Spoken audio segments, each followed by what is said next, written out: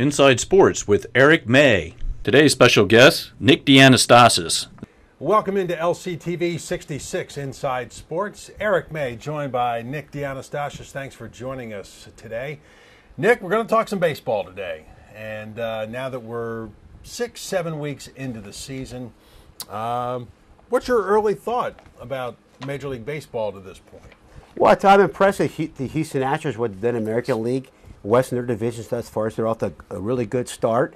And amazingly, I just realized all these years we're used to the Astros being in the National League. All of a sudden, it seems funny seeing now playing American League in the National League for so many years. Well, and you know what? And I was going to bring them up, too, because you look at the Houston Astros, and this is a ball club 2 years ago that lost 100 games. I think I lost 90 games last year. And right now, 12 games over 500. So it's amazing how when you go back to the basics, you build through the draft and you go through the minors, you can turn this thing around in a fairly short period of time, you would think. Exactly, yeah. Some organizations that have a good way of doing that. Obviously, Astros are one of them. They find a way. Yep. Well, let's kind of stay in the American League. Sure. Aside of the Houston Astros, any surprises, good or bad, that you've seen so far? You mean just for American League to start? Yeah, just American League. Yeah, Tampa Bay Rays were off to a great start this year. They're giving the Yankees a run for their money.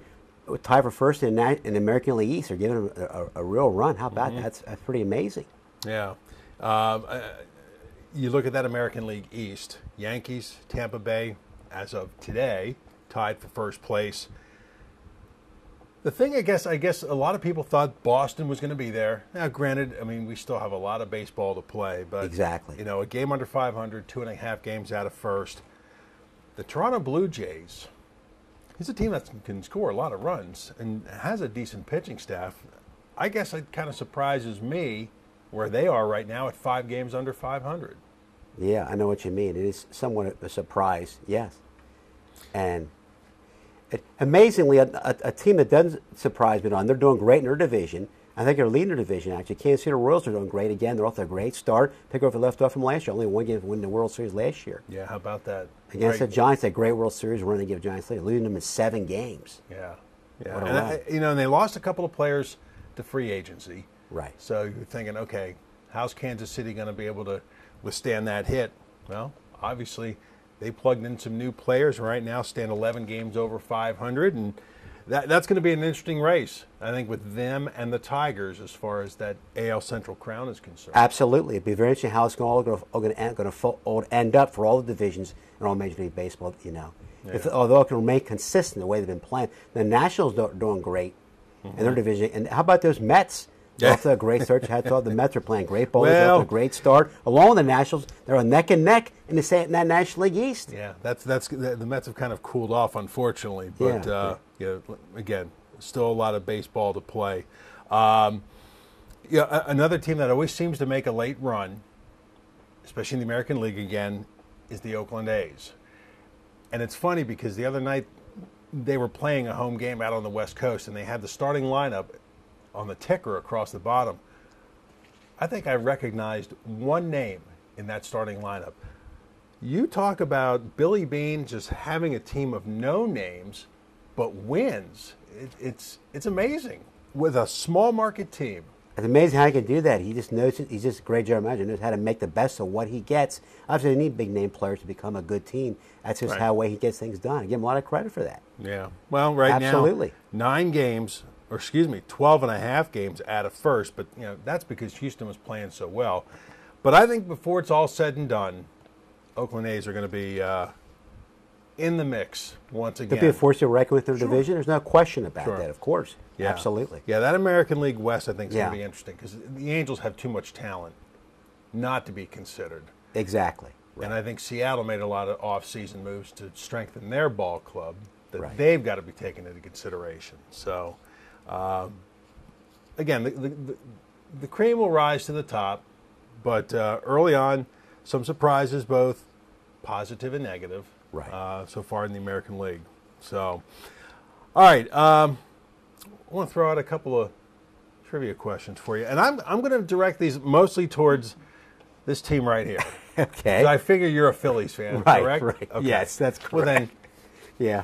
Then you ought to be able to like a Cole Hamels fastball, knock it out of the park. Right. All right. That was sorry. Little. Oh, I don't mind. That's not a problem. Go ahead. All right. 2 Phillies pitchers to ever strike out at least 300 batters in a single season. Who are those 2 Phillies pitchers? And both these guys that take and spend most of their career in the Phillies uniform, I'm assuming they probably did. Apparently. I should assume. They spent some time, but each had a season in which they struck out more than 300 batters. In a single season. In a single two season. Individual Phillies pitchers. Okay. Yep. Okay. Who are they? Okay. Well, that's a very good question. Okay. I'm going to have to say, I can mention probably 2 or 3 guys. I'm going to have to say Steve Carlton might have been one of them. Steve Carlton was one. Okay. Struck out 310 in 1972, that season where he was just incredible. He went 27th and won a Cy Young Award, right? Yes. The Phillies team only won 59 games that season, finishing last place of division. That was their biggest bright spot was him. Oh, yeah. It was the only bright spot, really. Basically it. All right, so who was the other guy? This guy was a flamethrower. And I'm going to assume he's a Baseball Hall of Fame pitcher. I'm assuming that might be correct. Or maybe not necessarily a Hall of Fame pitching career. I don't think he's in yet. Okay. Yet. I can think of at least 3 other teams he pitched for. Okay. Well, I'm going to say then, since that's the case, okay, I'm going to assume. Go with your gut instinct. Okay. They can't be Robin Roberts. Robin Roberts already been in the Hall of Fame for a while, as you know, many years ago. He did pitch for their team at the end of his career, Robin Roberts, after he left the Phillies organization. So it can't be him. They either have to be probably somebody like possibly maybe like a Dick Ruther or a John Denny. I throw a couple name possibilities. More recent. Okay. Starting pitcher, obviously, yeah, of course. Okay. Oh my God, who's that guy? Put it this way, he was on a Phillies World Series team. There's a hint for you. Okay, Phillies World Series team. Okay, I'm gonna. Okay, let's think who that pitcher was. Oh my God. He won a World Series with another ball club. In fact, 2 other ball clubs. Oh, he didn't win a World Series with the Phillies. He won a World Series with other teams, not with the Phillies. Right. Oh, guess what? It's got to be Curt Schilling. It is Curt Schilling. Okay. Yep, 319 strikeouts in 1997, and then he struck out 398. Wow, so, that's incredible. Yeah, it is. That's incredible. All right, now this one you're going to have to put your thinking cap on, even more so. Which Phillies player was the first major leaguer to ever post double figures in doubles, triples, home runs, and stolen bases in his first 4 seasons in the majors? And this is within the last 30 years. Is that an American League player or a National League player? No, a Phillies player. Oh, a Phillies player. Yeah. His first 4 seasons. So the guy had power, but also had speed. His first 4 seasons in the Phillies uniform. Yep. Okay. Yep. Okay. Love the way this guy played, too. Okay. Hustled all the time. Well, I'm going to assume he's not with Phillies anymore. He got out. I'm assuming he's out of baseball. I'm assuming he's out of, or is he he's still a actually coach. playing? He's a coach in baseball. Oh my God! Not with the Phillies, with a different team. Well, As a coach, I'm assuming that's probably the now, case. I'm assuming at this point. but well, yes, he is with the Phillies. So that narrows it down to, all right, how many coaches do they have, and who played for the Phillies? Okay. Well, you know what? Okay. I don't think it's obviously not Ryan Sandberg. He's a Hall of Fame player as a Cubs player, former Phillies product as a player. So can't be him. I'm going to take another guess. I'll say Juan Samuel. Is that a possibility? It is Juan Samuel. Oh, yes, it is. From 1984 to 87. Of course, he was traded then to the Mets for Lenny Dykstra. Right. That's right. So, yep, it was Juan Samuel. And, I mean, this guy hustled all the time. He's a tremendous. I like Juan Samuel. He's a good guy. He's a tremendous player. He's also in the Phillies Wall of Fame. Inducted Phillies Wall of Fame recent years ago. Okay. Juan Samuel. He also played, I think, with a couple other teams before ending his playing career. Pretty good career. I'm trying to think who else. I mean, I know it was the Mets. But I'm drawing a I blank think as to where else he played. I think he may be playing Toronto. I'm thinking there are a couple Major League teams he may play with. Maybe. He also maybe the Royals, and they're possibly later in his career. I'm thinking maybe the other teams he ended up with before he finished playing. If I had my phone, I could Google search it quick, but of course I don't have that right now. So. He also managed the Orioles at one time. Earlier in his career, I mean, when he became a manager, he managed the Orioles briefly. I believe he did once. Did he really? Well, I'm pretty sure that's correct. Yeah, I think he did. Well, maybe that's what I'm thinking then. Okay, very good. All right. Well, I got more trivia to throw your way, but right now we're going to step aside. When we come back, we're going to talk National League Baseball as we are talking Inside Sports on LCTV 66. Back with more right after this. LCTV 66 is your community channel, and your donations keep us on the air and help to produce more local programs. Send your tax-deductible donation of $500, $100, or more to the address on the screen. Or think of it this way. For the price of a couple of movie tickets, you can help support your community channel. Send what you can and be a part of all that is good about Lancaster County. Thank you for your tax-deductible donation to LCTV 66, Lancaster's Connection. LCTV 66 is your connection for high school and college sports. Catch the action of your favorite teams in Lancaster County. Coverage of basketball, ice hockey, field hockey, soccer, football, and more. To join the LCTV sports production team or to sponsor or underwrite a sporting event, contact us at info@lctv66.org or call 717-394-LCTV. This is your community, your teams on your local sports channel, Lancaster Community TV. Welcome back to Inside Sports on LCTV 66. Eric May, Nick Dianastasis. We're now going to talk a little bit of National League Baseball. We opened up with the American League, and let's just go division by division. All right, Nick? Sounds great, Eric. We'll go right from there. Let's start with the East. Prohibitive favorite, I think, across the board coming into the season. People thought Washington Nationals are going to run away with the division. With the addition of Max Scherzer and already a deep pitching staff and some nice ball players out in the field, not off to a great start, but they're starting to come around now. They are, yes, absolutely, yes. And I can give a lot of credit to the Mets. The Mets are neck and neck with them. It's a really good rivalry. They're going back and forth. So who ends up being the first at the end of the year should be interesting to find out. One of the folks, provided both stay consistent as they are thus far this year. Right. The Mets and the Nationals, the National League East. Phillies, well, they're doing okay. Phillies started off bad, unfortunately. Phillies became much better. They much improved anyway. Well, let's face it. Getting there, little by little. Not high expectations. Right, exactly. For the Phillies. Exactly. And I can see why there's not. The team's rebuilding. The Phillies are a rebuilding team. Right, and we've talked about this before that maybe the Phillies waited a year, 2, maybe 3 years too late. Right. To try and do that rebuilding. I think Ruben Amaro was trying to hold on to the glory years with some of these players. And you know what? It comes a point in time. Yeah. You have those memories, but you need to turn the page and start thinking about the future. Right, because it's a tough business, as we all realize, in that situation that they're in, whether you're a manager, successful manager, or a player, or both, whichever way you're a general manager. Yeah. In that situation there.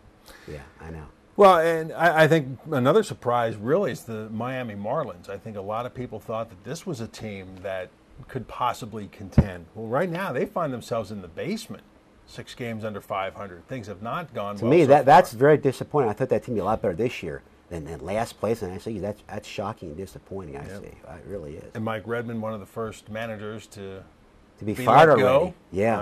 In the season, but again, a long way to go. So, all right, let me ask you this: in as much as we're talking about the NL East and the Phillies. Will Cole Hamels be a Philly after the trade deadline? That's a good question, Eric. That remains to be seen. Interesting what unfolds the situation. That all depends which team the Phillies are able to trade him to. As you realize, Cole Hamels, he's a California native. There was a rumor that came out 2, 3, 4 years ago, or at least the last couple years anyway, that one of the teams he would love to be traded to would be the Dodgers because they're a real good contender in their National League West. Right now, they're playing great ball, the Dodgers, and their division, National League West. Okay, along with this real good San Francisco Giants, are still good. All right, and of course, his wife supposedly is an actress, supposedly in the California area, from what I had heard. Okay, so you think all arrows are pointing west? I'm just gonna take a wild guess and say, as a great possibility, all arrows could be pointing west. Either I could see him be trading to the Dodgers, or maybe the Padres are possible. Maybe I shouldn't want the San Francisco Giants. But Phillies are going to trade him away. Only if they do that, Phillies better think smarter. You want to get some at least two really good players in return for him that can help him in the long run. The younger players, not players near the end of their careers, to make it worthwhile their trade. Well, right. It's quite simple. I mean, there's no doubt that they're going to have to get younger players, but Right. I don't think you can have them out there for a king's ransom. I mean, Right. if they ask too much, Yeah. nobody's going to take them. Right. And then they're going to be stuck with him. And I mean, Right. no offense to Cole Hamels, but what good is he on a team that probably is going to end up in 5th or 6th place? Right. So the Phillies are better off holding off to Cole Hamels if they can't get somebody really valuable for him. True. Phillies could both in place him. That's if Phillies getting ripped off and give themselves a royal deal for what? It won't do them any good. Right. Get both Well, the future. Think well, better decisions. We'll find out who's in need of some strong pitching come trade deadline. Right. Obviously, that will benefit them if that's Right. the case. Yes. All right. Over in the NL Central, again, the Cardinals. I mean, it seems year after year after year, it's the Cardinals, the Cardinals, the Cardinals. But the Cubs, yes, the Cubs are a team that could possibly look at a postseason berth this year. The Cubs, I'm happy the Cubs are finally a contender again. They're one of the good stories in baseball where I have to like their chance at least be a National League wild card team, provided they just stay consistent, not fall apart, and stay on track where they're supposed to, where they are thus far in their division. I'm impressed with the Cubs. I hope the Cubs at least make the playoffs as a wild card. Sentimentally, that's how I see it. Yeah, a lot of great, And those good young aspects of talent. things. You ever been to Wrigley? Never have been, but it's a great ballpark. I've seen on TV some night games. They play the Phillies. It's beautiful as a ballpark. So wanna underneath the get lights, it's something to see that. Definitely That's want to pretty get cool. there sometime. And hopefully the other Pennsylvania team, the Pittsburgh Pirates, can turn things around. It seems like this is the same thing every year with the Pirates. They're slow getting out of the gate and then seem to get momentum as the season goes on. Right. But sooner or later, you got to get off to a good start. You don't want to be climbing that hill all season long. Exactly. Sometimes they can catch up to them. It depends who they go up and who gets hot later in the year in their division. They obviously have to keep that in mind, the Pirates. If they probably expect to be in the playoffs, East is a wild card by the end of the regular season. And then out west, you got the Dodgers. Giants are playing better now after a slow start. They're playing better baseball. And with all the trades that the Padres made, let's face it, they did that to contend with the Dodgers this year. And the question is, can they do it? So, all right. So with that being said, let's look at the standings. Who do you see as the teams? All right, put it this way. Who are the division winners? East, Central, and West. You mean for the National League? Yes. Okay. Who's your prediction? Okay. I'm going to say I like the Dodgers' chances to win their division over the Giants. Okay. But I see the Giants getting at least as a wild card based on their great success they had winning 3 World Series the last 5 years or so. Okay. Certainly on that. And the Central? Okay. I'm going to.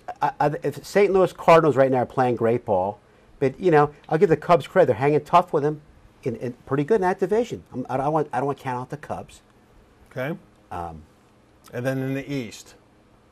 National League East, I tell you, with the way the Mets and Nationals are playing, I see one of those two teams. If they play away the rest of those teams and not fall apart, I see one of those teams winning the division, either Mets or Nationals. Okay. All right. So then in the American League, who do you see winning the AL East? AL East. Okay. All right. Well, I'm gonna make a little wild pick here. If the Tampa Bay Rays just stay where they are, be consistent. I like the Rays' chance to win a division of the Yankees. I like the Yankees' chance of being a wild card from their division. All right. Kansas City or Detroit or somebody else in the Central? Well, I'm going to have to go with Kansas City because what Kansas City did last year, what they did last year was an amazing year, almost win the World Series over the Giants in 7 games, living the hard way in 7 games against a great Giants team. So I like I have to say the Royals will win that division if they just play the way they've been playing. Okay. And then in the West, can the Astros actually do it? Yeah, I think they could. They have a great shot. Okay. I have to like their chances. Okay, so now let's skip wild card, divisional playoffs. Who's in the World Series this year? Okay. What about the National American League Championship Series first? They don't get the World Series. What about Well, the only thing is we're pressed for time, and I still got some trivia questions I want to throw your way. Okay. So Okay. give me the 2 World Series teams. Okay. All right. Okay. All right. I'm gonna say. Okay. Okay. I'll say the. I'll say the Dodgers from the National League Okay. going up against. I'm going to say probably. That's a hard one. Okay. And then of course that's right. The American League West. Are they in the first in the American League West? Mm-hmm. They are. Okay. All right. Okay. I'm gonna say the. I'll say the Dodgers.